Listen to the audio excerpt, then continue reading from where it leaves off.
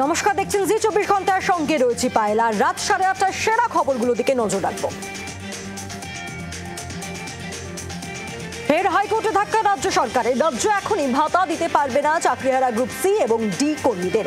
অন্তর্বর্তী স্থগিতাদেশ দিল কলকাতা হাইকোর্ট। চাকরিহারা গ্রুপ সি কর্মীদের প্রতি মাসে 25,000 এবং গ্রুপ ডি কর্মীদের 20,000 টাকা ভাতা দেওয়ার সিদ্ধান্ত নেয় রাজ্য। এই সিদ্ধান্তের বিরোধিতা করে হাইকোর্টে মামলা দায়ের হয়। বিচারপতি অমৃতা সিনহা জানিয়েছেন, 26শে সেপ্টেম্বর বা আদালত পরবর্তী নির্দেশ না দেওয়া অবধি ভাতা দিতে পারবে না রাজ্য।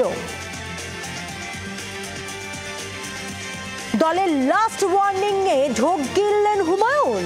দলের পক্ষ থেকে চিঠি পেয়ে চুপ হুমায়ুন। বারবার বিতর্কে ভরতপুরের তৃণমূল বিধায়ক হুমায়ুন কবিরের মন্তব্যে দানা বাঁধে বিতর্ক। সমস্যা ছিল, সমস্যা আছে বলেও চুপ হুমায়ুন।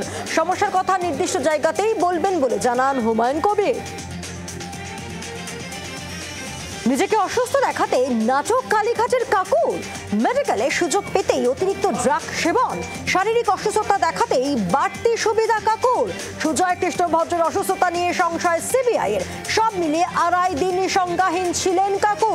চিকিৎসকের বয়ান সংগ্রহ করেছে সিবিআই। সব ক্ষেত্রে অতিরিক্ত ড্রাগের কথা বলেছেন চিকিৎসকরা। মেডিকেল রিপোর্ট নিয়েও সংশয় প্রকাশ সিবিআই এর। কাকু সুস্থ, তিনি প্রভাবশালী বলে রিপোর্ট সিবিআই এর। সুজয় কৃষ্ণের অন্তর্বর্তী জামিন খারিজের আর্জি সিবিআই এর। আসানসোলের 419 নম্বর জাতীয় সড়ক কুলটি জংশন মোড় থেকে রূপনারায়ণ অব্দি জাতীয় সড়ক, তাই জেলা পরিষদ সেই রাস্তায় কোনো কাজ করতে পারবে না। অথচ ওই রাস্তায় থাকা টোল প্লাজার জন্য দরপত্র ডেকে দিল জেলা পরিষদ। পূর্ত দপ্তরে নিষেধ থাকা সত্ত্বেও জেলা পরিষদ এই কাজ কি করে করলো তা নিয়ে বিতর্ক ছড়িয়েছে। গত কয়েকদিনের টানা বৃষ্টিতে প্রভাব পড়েছে বাঁকুড়ার সব ব্লকেই। বৃহস্পতিবার অবধি বাঁকুড়ার বৃষ্টি হয়েছে প্রায় 200 মিলিমিটার। বেড়েছে নদীর জলস্তর। বাঁকুড়ার 10টি ব্লক সব থেকে বেশি ক্ষতিগ্রস্ত হয়েছে বলেই দাবি জেলা প্রশাসনের। বৃষ্টি ও নদীর জল ঢুকে ক্ষতিগ্রস্ত 350টি গ্রাম। সম্পূর্ণ ভেঙে পড়েছে 139টি বাড়ি। আংশিক ক্ষতিগ্রস্ত হয়েছে 418টি বাড়ি। জলের তলায় ফসল, মাথায় হাত কৃষকদের। টানা বৃষ্টিতে জল বেড়েছে নদীগুলিতে। বিপদসীমার উপর দিয়ে বয়ে চলেছে জল। ডুবে গিয়েছে সেতু, আর তারই মধ্যে দিয়ে চলছে ঝুঁকিপূর্ণ যাতায়াত। আরামবাগের বদনগঞ্জ গড়বেতা রাস্তার উপর বয়ে চলেছে বন্যার জলের স্রোত।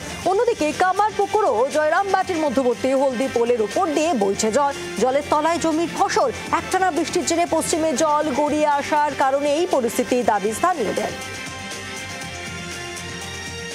চন্দ্রকোনায় ফুসছে শিলাবতী ও কেঠিয়া নদী। একের পর এক নদী বাঁধ ভেঙে প্লাবিত গ্রামের পর গ্রাম। জল ঢুকেছে বাড়ির ভিতরে। জলবন্দী বাসিন্দারা।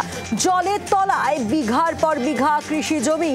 চরম ক্ষয়ক্ষতির সম্মুখীন কৃষকরা। প্রশাসনের তরফে এলাকায় খোলা হয়েছে ত্রাণ শিবির। পাখির চোখে ধরা পড়েছে চন্দ্রকোনার বিস্তীর্ণ এলাকার জল যন্ত্রণার দৃশ্য।